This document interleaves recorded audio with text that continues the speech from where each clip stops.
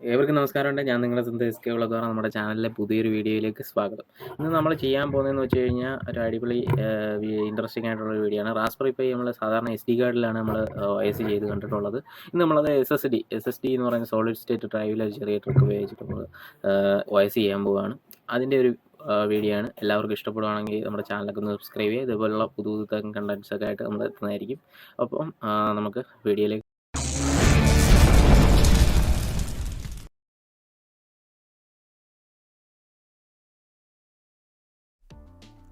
ഇന്ന് ഈ വീഡിയോയിൽ എങ്ങനെയാണ് ഒരു റാസ്ബെറി പൈ OS ഒരു SSDയിൽ കോൺഫിഗർ ചെയ്യുന്നത് എന്നാണ് നമ്മൾ ഇന്ന് ഈ ഒരു വീഡിയോ കൊണ്ട് ഉദ്ദേശിക്കുന്നത്. അതിനായിട്ട് നമ്മൾ ഇന്ന് മാർക്കറ്റിൽ അവൈലബിൾ ആയിട്ടുള്ള ഒരു 120 GB SSD ആണ് സെലക്ട് ചെയ്തിരിക്കുന്നത്. അതുകൊണ്ടാണ് ഞാൻ ഇന്നിവിടെ നമ്മുടെ SU650 എന്ന് പറയുന്ന ഏറ്റവും ലോ കോസ്റ്റിൽ കിട്ടുന്ന അഡാറ്റയുടെ ഒരു SSD ആണ് ഇന്നിവിടെ യൂസ് ചെയ്യുന്നത്. അതേപോലെ തന്നെ ഇതിന് വേണ്ടിയിട്ടൊരു സാറ്റ കേബിളും യൂസ് ചെയ്യുന്നുണ്ട്. സാറ്റ ടു USB നിങ്ങൾക്ക് വേണമെങ്കിൽ നിങ്ങളുടെ കയ്യിൽ നല്ല USB ഉണ്ടെങ്കിൽ, അത്യാവശ്യം നല്ല സ്പീഡുള്ള USB ഉണ്ടെങ്കിൽ അതിലും നിങ്ങൾക്ക് വേണമെങ്കിൽ OS കയറ്റിയിട്ട് ഇതേ സെയിം മെത്തേഡിൽ യൂസ് ചെയ്യാം. അതേ കോമൺ ആണ്. ഇതിൻ്റെ ബാക്കിയുള്ള സ്റ്റെപ്പുകളെല്ലാം തന്നെ SD കാർഡ് ആയാലും SSD ആയാലും എല്ലാത്തിനും സെയിം ആണ്. നമുക്ക് അങ്ങനെ ചെയ്യാം എന്നുള്ളതാണ് ഇന്നത്തെ വീഡിയോ. ഇതേപോലെ USB ഏറ്റവും 3.0 എന്ന് പറയുന്ന USB 3.0 ആണ് ഏറ്റവും നമുക്ക് അവൈലബിൾ ആയിട്ടുള്ളതിൽ ഫാസ്റ്റ് ആയിട്ടുള്ള, അതായത് റാസ്ബെറി പൈയിൽ അവൈലബിൾ ആയിട്ടുള്ളതിൽ ഫാസ്റ്റ് എന്ന് പറയാം. അതുകൊണ്ട് നമ്മൾ സാറ്റ ടു USB കേബിൾ സെലക്ട് ചെയ്യുമ്പോൾ തന്നെ അത് 3.0 ആണെന്ന് നോക്കേണ്ടതുണ്ട്. ഇനി നമുക്ക് നേരെ റാസ്ബെറി പൈയുടെ വെബ്സൈറ്റിലേക്ക് പോയി കഴിഞ്ഞ് കഴിഞ്ഞാൽ അതിൽ അവിടെ തന്നെ OSും ഡൗൺലോഡ് ചെയ്യാം. അതേപോലെ ഇതിൻ്റെ ഇമേജ് ഉണ്ടാക്കുന്ന സോഫ്റ്റ്വെയറും, അതായത് നമ്മളിപ്പോൾ ഒരു ബൂട്ടബിൾ ഡിവൈസ് ആക്കി നമ്മുടെ SSDയെ മാറ്റേണ്ടതുണ്ട്.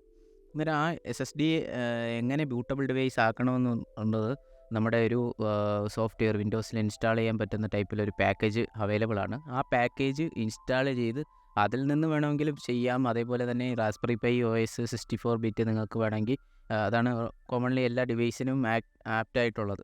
അത് വേണമെങ്കിൽ നിങ്ങൾക്ക് ഡയറക്റ്റ് ഡൗൺലോഡ് ചെയ്തിട്ട് റാസ്ബെറി പൈ OS ഡൗൺലോഡ് ചെയ്തിട്ട് അത് നിങ്ങൾക്ക് ഇമേജർ സോഫ്റ്റ്വെയറും കൂടി ഡൗൺലോഡ് ചെയ്തതിന് ശേഷം അതിൽ സെലക്ട് ചെയ്ത് കൊടുത്ത് നമുക്ക് ആ ഒരു OS നമ്മുടെ SSDയിലോട്ട് കോൺഫിഗർ ചെയ്യാവുന്നതാണ്. ഇതിന് മുമ്പ് നിങ്ങൾ SSD പുതിയതായിട്ട് മേടിക്കുമ്പോൾ അതിനെ നിങ്ങൾ ഫോർമാറ്റ് ചെയ്യേണ്ടതുണ്ട്. ചിലപ്പോൾ നമ്മുടെ ഡയറക്റ്റ് നമ്മുടെ വിൻഡോസിൻ്റെ എക്സ്പ്ലോററിൽ ഈ ഒരു SSD വരണമെന്നില്ല, സെലക്ട് ആയി കാണിക്കണമെന്നില്ല. ഞാനിത് അവിടെ ആദ്യമേ ഫോർമാറ്റ് ചെയ്തതുകൊണ്ടാണ് ഇത് എക്സ്പ്ലോറിൽ ഓപ്പണായിട്ട് വരുന്നത്. അതിന് മുമ്പ് ഇതേപോലെ അല്ലെങ്കിൽ അൺലോക്കേറ്റഡ് എന്ന് പറയുന്ന സ്റ്റോറേജ് ഡിവൈസ് ആയിട്ടായിരിക്കും കാണിക്കുന്നത്.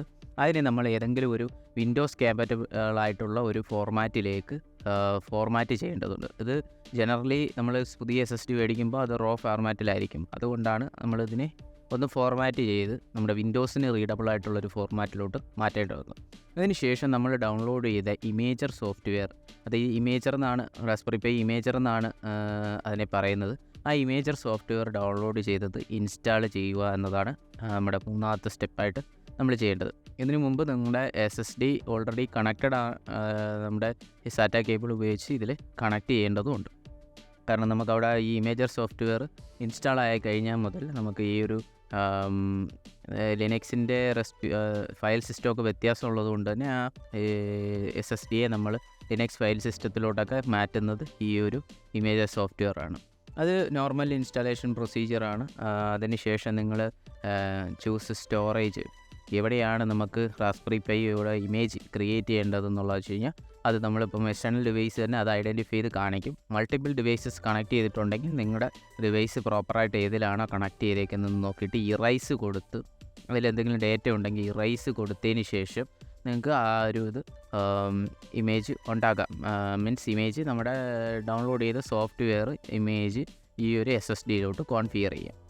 അത് നമുക്ക് ഡയറക്റ്റ് വേണമെങ്കിലും ഇതിൽ നിന്ന് പല സോഫ്റ്റ്വെയറുകളും നമുക്ക് അവൈലബിൾ ആണ്. ഉബുണ്ടു അതേപോലെയുള്ള മറ്റ് പ്ലാറ്റ്ഫോമിലുള്ള സോഫ്റ്റ്വെയറുകൾ പോലും ഈ ഒരു ഇമേജർ സോഫ്റ്റ്വെയർ ഡയറക്റ്റ് നമുക്ക് ഡൗൺലോഡ് ചെയ്യാം. അല്ലെങ്കിൽ നമുക്ക് ISO ഫയൽ സെലക്ട് ചെയ്ത് കൊടുക്കാം. ഇവിടെ ഞാൻ ISO ഫയലാണ് സെലക്ട് ചെയ്ത് കൊടുക്കുന്നത്.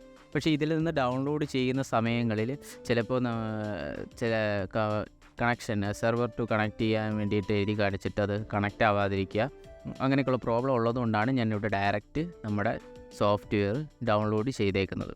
ഇനിയിപ്പം ബാക്കിയുള്ള കുറച്ച് ബേസിക് ആയിട്ടുള്ള സെറ്റിങ് ചെയ്യാനുണ്ട് നമ്മുടെ അതായത് നമുക്ക് റൂട്ട് ലെവലിൽ SSH ഉപയോഗിച്ചിട്ടാണ് കണക്ട് ചെയ്യേണ്ടതെങ്കിൽ, അതായത് ആദ്യം നമുക്ക് GUI means graphical user interface അല്ലാതെ നമുക്ക് ടെർമിനൽ വെച്ചിട്ട് കണക്ട് ചെയ്യണമെങ്കിൽ പുട്ടി പോലുള്ള റിമോട്ട് ഷെൽ സോഫ്റ്റ്വെയറിൽ ഉപയോഗിച്ചിട്ട് കണക്ട് ചെയ്യണമെന്നുണ്ടെങ്കിൽ ഈ ഒരു കൊടുക്കുന്ന പാസ്വേഡും അതേപോലെയുള്ള യൂസർ നെയിം ഇങ്ങനെയൊക്കെയുള്ള കാര്യങ്ങൾ ഡിഫോൾട്ട് വേണമെങ്കിൽ നമുക്ക് ഡിഫോൾട്ടായിട്ട് തന്നെ പോവാം. ഡിഫോൾട്ടായിട്ട് പോയി കഴിഞ്ഞാൽ അത് നമുക്ക് നെറ്റിൽ നോക്കാം. ഈ ഒരു സോഫ്റ്റ്വെയറിൽ കോമൺ ആയിട്ട് ആ ഒരു പാസ്വേഡും ഇതൊക്കെ കോമൺ ആയിരിക്കും. ഒന്ന് നമുക്ക് ഐഡൻറ്റിറ്റി നമ്മളുടെ പാസ്വേഡുകൾ കൊടുക്കണമെങ്കിൽ അതും നമുക്ക് കൊടുക്കാം.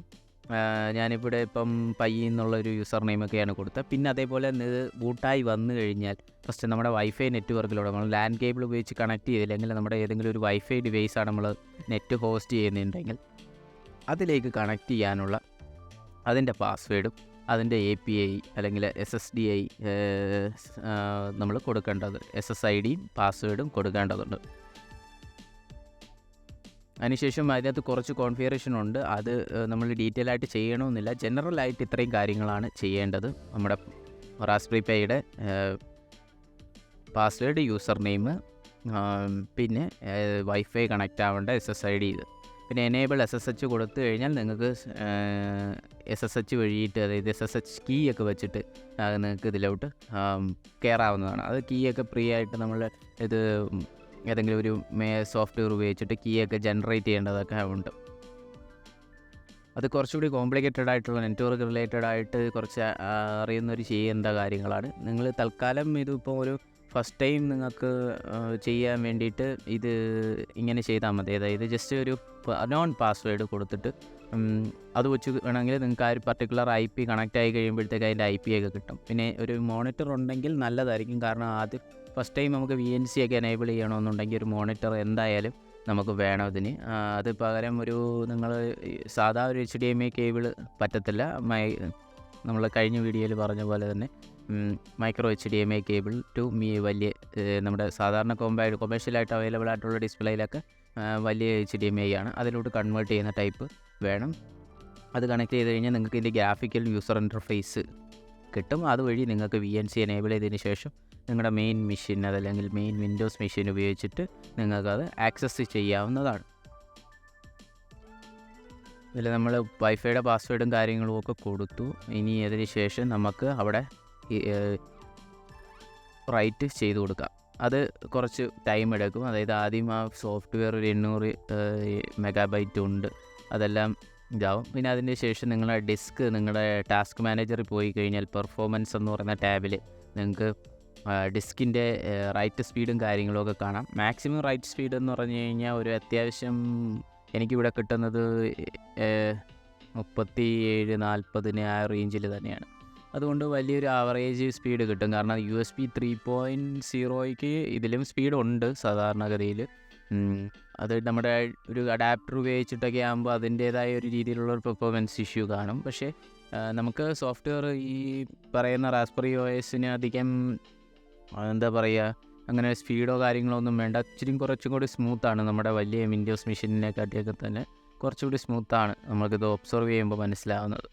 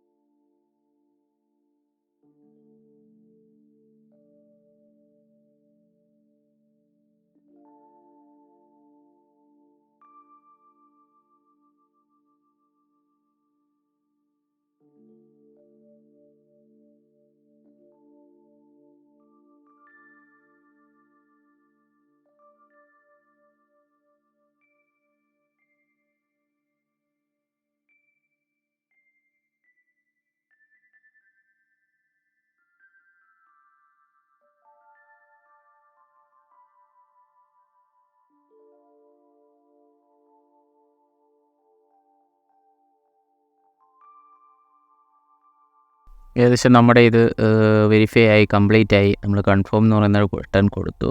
ഇതിന് ശേഷം നിങ്ങൾക്ക് അത് എക്സിറ്റ് ആയതിന് ശേഷം നിങ്ങളുടെ ഇജക്റ്റ് പ്രോപ്പറായിട്ട് തന്നെ ഡിവൈസ് ഇജക്റ്റ് ചെയ്യുക വിൻഡോസ് മെഷീനിൽ നിന്ന്. അതായത് നമ്മുടെ ടാസ്ക് ബാറിൽ നിന്ന് ഉള്ള ആരോ കീ പ്രസ് ചെയ്ത് കഴിഞ്ഞാൽ നമ്മുടെ USB ഡിവൈസ് കാണിക്കും. അവിടെ നിന്ന് നിങ്ങൾക്ക് അത് ഇജക്റ്റ് ചെയ്തതിന് ശേഷം Raspberry Pi full power off ചെയ്ത് വെച്ചതിന് ശേഷം നിങ്ങളുടെ USB to SATA അഡാപ്റ്ററും ഹാർഡ് ഡിസ്ക് മീൻസ് SSDയും കണക്ട് ചെയ്യുക. കണക്ട് ചെയ്ത് എല്ലാ കണക്ഷനും സെക്യൂർ ആണെന്ന് വെച്ച് കഴിഞ്ഞാൽ അവിടെ എൻ്റെ പഴയ 60 GB memory card 16 GB memory card ഉണ്ടായിരുന്നു, അത് ഊരി മാറ്റി. അതിലായിരുന്നു നമ്മൾ ആദ്യത്തെ എപ്പിസോഡിലെ കുറച്ച് സോഫ്റ്റ്വെയറൊക്കെ ഇതിനകത്ത് ഇൻസ്റ്റാൾ ചെയ്തിരുന്നത്. പിന്നെ എങ്ങനെ നമുക്ക് ഇതിനകത്ത് റിമോട്ട്ലി എങ്ങനെ കോൺഫിഗർ ചെയ്യാമെന്നും കൂടി ഒരു വീഡിയോയിൽ നമ്മൾ ഡിസ്കസ് ചെയ്യുന്നുണ്ട്. അതിനുശേഷം നമ്മൾ ഇവിടെ ഇപ്പം നമ്മുടെ മെയിൻ മെഷീനെ നിന്ന് HDMI മാറ്റി കഴിയുമ്പം ഒരു ഓട്ടോ കോൺഫിഗറേഷൻ വിൻഡോ വന്നിട്ടുണ്ട്. അത് റാസ്ബെറി പൈ ബൂട്ടായി വരുമ്പോൾ ഉള്ളതാണ്. അതിനുശേഷം ഒന്നുകൂടി റീസ്റ്റാർട്ട് ആയിരുന്നു, അതുകൊണ്ട് ഒന്നുകൂടി നമ്മൾ ട്രൈ ചെയ്യുന്നു. HDMI മാറ്റി കൊടുക്കണം, കാരണം അവൈലബിൾ സോഴ്സിലോട്ട് അത് പോകുന്നുണ്ട്. ഒന്നുകൂടി HDMI ആക്കി കൊടുക്കാം, കാരണം അവിടെ ഡിസ്പ്ലേ സിഗ്നൽ വന്നു. റാസ്ബെറി പൈ എന്ന് പറയുന്ന OSൻ്റെ സിമ്പൽ അവിടെ വന്നു. ഇതാണ് റാസ്ബെറി പൈ. എല്ലാവരും ഓപ്പൺ ചെയ്ത് നമ്മൾ പല ട്യൂട്ടോറിയൽസൊക്കെ കണ്ടിട്ടുണ്ടായിരിക്കാം. ഇതാണ് റാസ്ബെറി പൈയുടെ ഇത്. നമുക്കൊരു മൗസും കൂടി ആവശ്യമുണ്ട്. ആക്ച്വലി നമ്മൾ ഫുൾ റിമോട്ടിലോട്ട് മാറിക്കഴിഞ്ഞ് കഴിഞ്ഞാൽ നമുക്ക് നമ്മുടെ ഈ മെഷീൻ്റെ മൗസും കീബോർഡും എല്ലാം തന്നെ യൂസ് ചെയ്യാം. ഞാനിപ്പോൾ ഇവിടെ ഓൾറെഡി ഒരു കീബോർഡും ഇതും ആദ്യം ലോഗിൻ ആകുമ്പോൾ കുറച്ച് കാര്യങ്ങളൊക്കെ സെറ്റ് ചെയ്യാൻ വേണ്ടിയിട്ടാണ്. കാരണം VNC ഒക്കെ സെറ്റ് ചെയ്യാൻ നമുക്ക് അത് ആവശ്യമുണ്ട്. ഇതിനിപ്പം നമ്മൾ VNC എങ്ങനെയാണ് VNCയിലൂടെ തന്നെ VNC കാണിക്കുവാണ്. ഞാൻ ആൾറെഡി അത് ബാക്ക്ഗ്രൗണ്ടിലുള്ളത് ചെറിയ ഔട്ട് ഓഫ് ഫോക്കസ് ആയിപ്പോയത് കൊണ്ടാണ് ഞാനത് ഒന്നുകൂടി ഇവിടെ VNCയിൽ തന്നെ കണക്ട് ചെയ്തുകൊണ്ട് VNC എങ്ങനെയാണ് എവിടെ നിന്ന് കാണിക്കുന്നത്. നമുക്ക് എളുപ്പമാണ് VNC കണക്ട് ചെയ്യാൻ, വളരെ എളുപ്പമാണ്. നമ്മുടെ ഇതിൻ്റെ പ്രിഫറൻസ് ടാബിൽ പോവുകയാണെങ്കിൽ വളരെ എളുപ്പമാണ് എടുക്കാൻ. നമ്മുടെ പ്രിഫറൻസ് ടാബിനകത്തു നിന്ന് റാസ്ബെറി പൈ കോൺഫിഗറേഷൻസ് എന്ന് പറയുന്ന പേജ് എടുക്കുക. അല്ലെങ്കിൽ നിങ്ങൾക്ക് ഓൾറെഡി അവിടെ VNC എനേബിൾ ആയതുകൊണ്ടാണ് ഏറ്റവും റൈറ്റ് സ്ക്രീനിൽ നമ്മുടെ വൈഫൈയുടെ സിമ്പിൾ കാണിച്ചേക്കുന്നത് VNC എന്ന് എഴുതി കാണിച്ചേക്കുന്നത്. ഓക്കെ, ഇനി നമ്മുടെ ഇവിടെ ഒരു മൂന്നാമത്തെ ടാബിൽ VNC എന്ന് പറഞ്ഞതോ ഒരു ക്ലിക്ക് ബോക്സ് ഉണ്ട്, അത് എനേബിൾ ചെയ്തിട്ടുണ്ട്. എനേബിൾ ചെയ്തിട്ട് നമുക്ക് ഓക്കെ കൊടുത്തു കഴിഞ്ഞാൽ നമ്മുടെ ഇതിൽ VNC എനേബിൾ ആകും. ഓൾറെഡി VNCയിലൂടെയാണ് ഞാനിപ്പോൾ കാണിക്കുന്നത്. ഞാൻ ഓൾറെഡി ബാക്കിൽ കാണിക്കുന്ന വീഡിയോയിൽ VNC എനേബിൾ ചെയ്തതാണ്, പക്ഷേ അത് ശരി ഔട്ട് ഓഫ് ഫോക്കസ് ആയതുകൊണ്ട് അതിന് ഈ ക്ലാരിറ്റി പ്രോബ്ലം.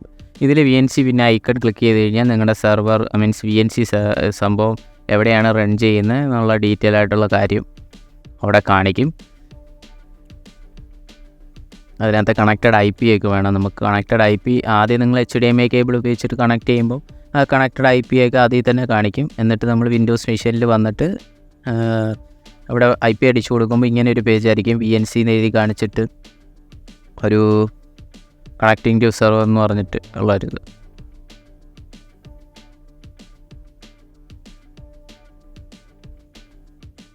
ഇത് ആവുമ്പോൾ നിങ്ങൾക്ക് കംപ്ലീറ്റ്ലി മൗസോ കീബോർഡോ ഒന്നും വേണ്ട. ഇതിനെ പവർ അപ്പ് ചെയ്ത് കഴിഞ്ഞാൽ ഇതിനകത്ത് അല്ലെങ്കിൽ നിങ്ങളുടെ സർക്യൂട്ടിലിരിക്കുമ്പോൾ നിങ്ങളുടെ വൈഫൈ ആയിട്ട് കണക്ട് ചെയ്തിട്ടുണ്ടെങ്കിൽ നിങ്ങൾക്ക് ഓൾമോസ്റ്റ് എല്ലാ പ്രോഗ്രാമിങ് എല്ലാ ഇൻസ്റ്റലേഷൻ പരിപാടികളും അതിനകത്ത് ചെയ്യാം. കാരണം ഓൾറെഡി നമുക്ക് റിമോട്ട്ലി ആ ലോക്കൽ ഏരിയ നെറ്റ്വർക്കിൽ അതിൻ്റെ ഒരു VNC പോർട്ട് എനേബിൾഡ് ആണ്. അന്നേരം അതിനകത്തൂടെ നമുക്ക് ഈ മെഷീനെ ഫുള്ള് ആക്സസ് ചെയ്യാനും കൺട്രോൾ ചെയ്യാനും അതിനകത്ത് എന്തെല്ലാം പരിപാടികൾ നടക്കും. അന്നേരം നമുക്ക് നമ്മുടെ പ്രോജക്റ്റിൽ വെച്ചുകൊണ്ട് തന്നെ ഇതിന് കോൺഫിഗറേഷനും കാര്യങ്ങളൊക്കെ VNC എനേബിൾ ചെയ്താൽ നടക്കും. അപ്പം ഈ ഒരു ചെറിയ വീഡിയോ എല്ലാവർക്കും ഇഷ്ടമായെന്ന് കരുതുന്നു. ഇഷ്ടമായിട്ടുണ്ടെങ്കിൽ ഈ ചാനൽ എല്ലാവരും സബ്സ്ക്രൈബ് ചെയ്യണം. ഒപ്പം തന്നെ നമ്മുടെ ഈ ചാനലിലെ ഈ വീഡിയോ ഒന്ന് ലൈക്ക് ചെയ്യാനും അതുപോലെ നിങ്ങളുടെ ഹോബിപരമായിട്ടൊക്കെ ഒരുപാട് ഇഷ്ടപ്പെടുന്ന സുഹൃത്തുക്കൾക്കും കൂടി ഒന്ന് ഷെയർ ചെയ്ത് കൊടുക്കുക. അപ്പം അടുത്തൊരു വീഡിയോ ആയിട്ട് കാണുന്നത് വരേക്കും നമസ്കാരം.